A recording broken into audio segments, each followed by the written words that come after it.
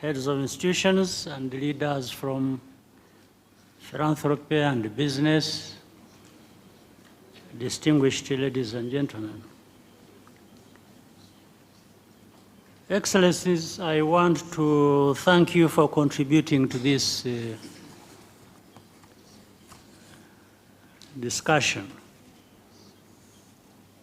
Allow me to also recognize our special guest, our sister from across the seas, Prime Minister Mia Mottley of Barbados, who has been working closely with us on joint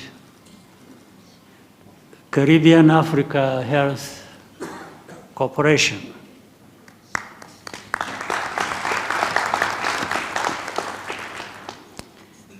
When the first Africa Leadership Meeting on investing in health was held here in 2019,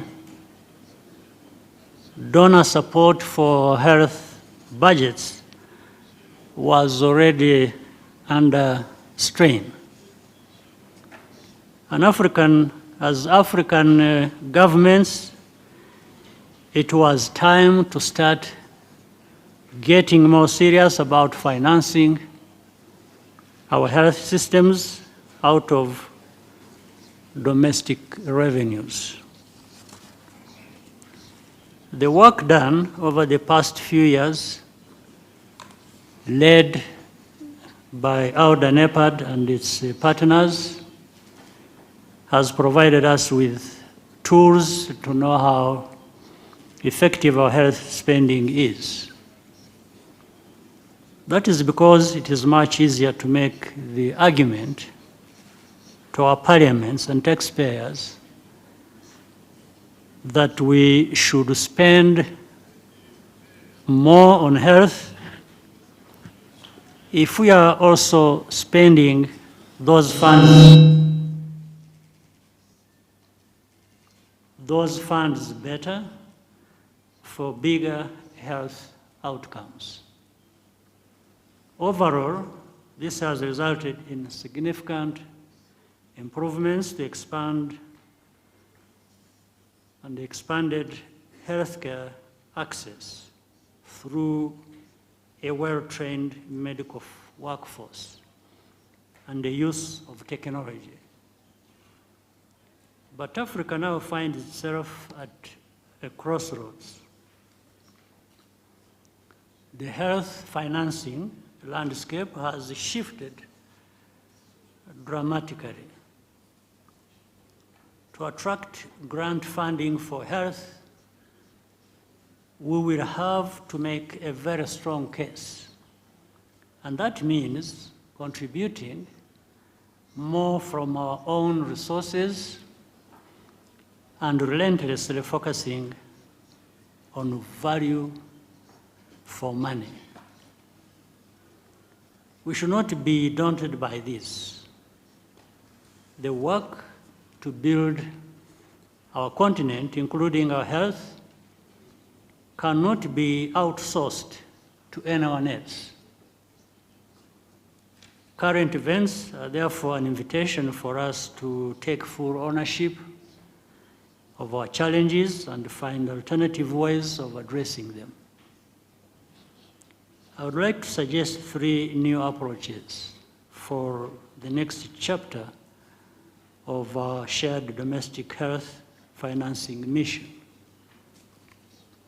First, our continental health bodies are just as much a part of our national health systems as our own hospitals and clinics. We must commit to contributing more to Africa, CDC, ALM, and the African Medicines Agency. Strong and capable continental bodies save us money and save lives.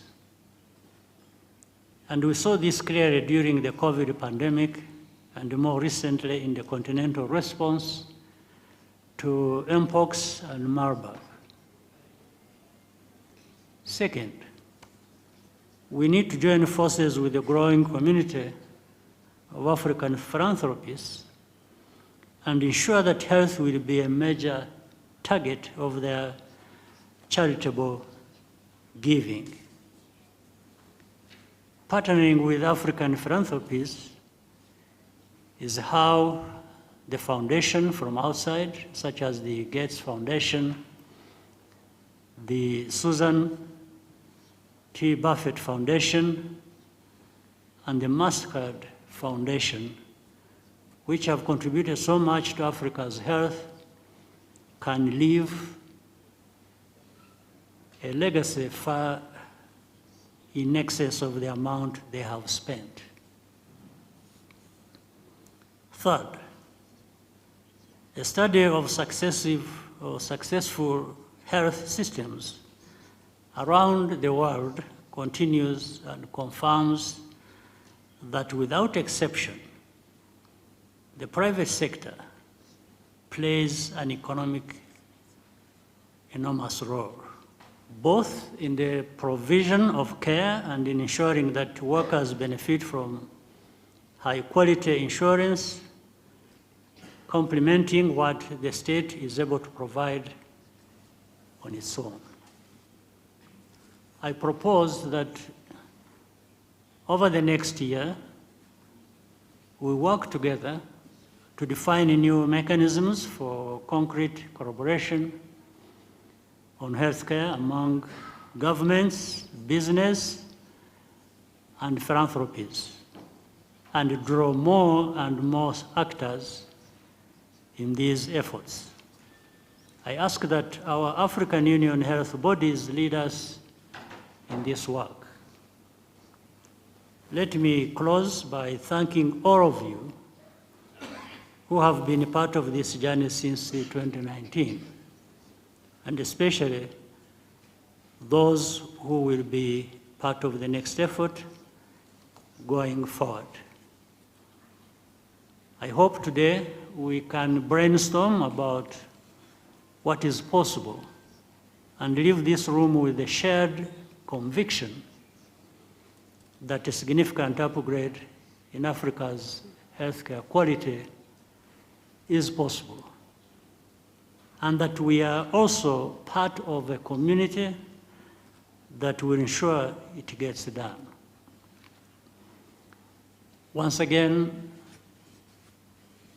Excellencies, dear heads of state and government, and senior citizens of our continent, and guests who are here, I want to thank you very much once again for finding the time to be here with us today.